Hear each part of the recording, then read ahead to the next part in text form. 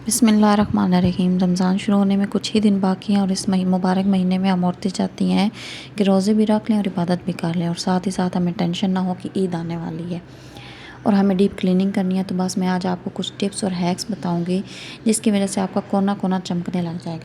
वैसे तो हम डेली बेसिस पे अपने घर की सफाई करती हैं, लेकिन अगर डेली बेसिस पे सफाई करते रहें तो डीप क्लीनिंग में इतना मसला नहीं होगा और ना ही हमें थकान होगी और ना ही मुश्किल पेश आएगी। फ़र्स्ट ऑफ़ ऑल, तवा हमारे किचन का वो टूल है जो दिन में एटलीस्ट 3 दफ़ा यूज़ होता है और सम टाइम इससे ज़्यादा दफ़ा भी यूज़ हो जाता है, जिसकी वजह से मैं तवे को किचन का रफ़ एंड टफ़ टूल कहती हूँ। जितना इसको रफली यूज़ करते हैं ना, इतनी ही इसकी डीप क्लीनिंग जल्दी ड्यू हो जाती है। अदरवाइज़ इसका सरफेस रफ़ और खुरदरा हो जाता है, रोटी चिपकती है और जलना शुरू हो जाती है। तो इसकी क्लीनिंग के लिए मैंने पहले तेज़ आंच पे तवे को गर्म किया और जिन एरियाज़ में सरफेस जमी हुई थी वो आसानी से उतरने लग गई। मेक श्योर अगर आपने एक्स्ट्रा लेयर रिमूव कर दिया है तो आपका काम हाफ से ज़्यादा डन हो गया है। नॉन स्टिक तवा शशका ज़्यादा और प्रैक्टिकल कम होता है, लेकिन मैं इस दूसरे तवे को यूज़ करती हूँ। 5 से 10 मिनट इस तवे को तेज़ आंच पर गर्म किया और आपने देखा कि सरफेस आसानी से उतरने लग गई। उसके बाद कोई भी डिटर्जेंट सोप जो आप यूज़ करते हैं उसको जो है वो रब करके स्पंज से, और कोई भी ऐसी सख्त चीज़ जो आप बर्तनों के लिए यूज़ करते हैं तो उससे उसकी रगड़ाई कर लें। अभी भी काम फुल नहीं हुआ, लेकिन उसकी रगड़ाई करने से काफ़ी उसके ऊपर जो है वो एक्स्ट्रा जो लेयर होगी वो उससे उतर जाएगी। हाफ से ज़्यादा सफाई इसकी कंप्लीट हो गई है। अब कोई भी कुकिंग ऑयल जो आप यूज़ करती हैं वो किसी भी साफ़ कपड़े पे लेके इसकी रगड़ाई कर लें ताकि ये नरम हो जाए। अब लेमन जूस और सिरका डालकर थोड़ी देर के लिए तवे को रख लें और फिर उसको अच्छे से धो लें और अब इसका रिज़ल्ट देख सकती हैं कि तवा कितना साफ़ हो चुका है।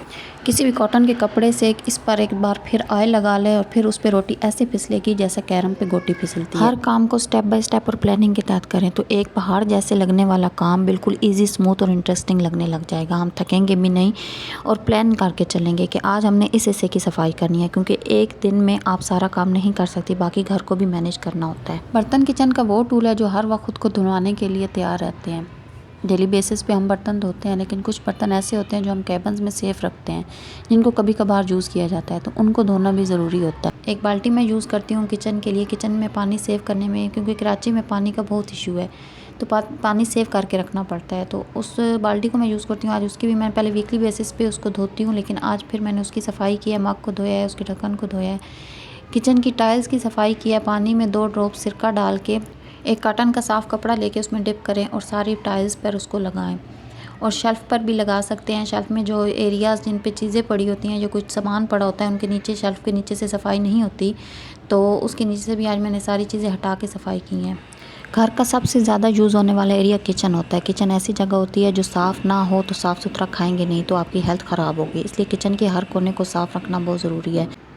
जब डीप क्लीनिंग की बात है तो सबसे पहले मेरे ज़हन में किचन का जाता है, क्योंकि मैं जब भी घर की सफाई शुरू करूं तो सबसे पहले मैं किचन से स्टार्ट लेती हूं। तो इसी तरह रमज़ान की प्रिपरेशन में भी मैंने सबसे पहले किचन से स्टार्ट लिया।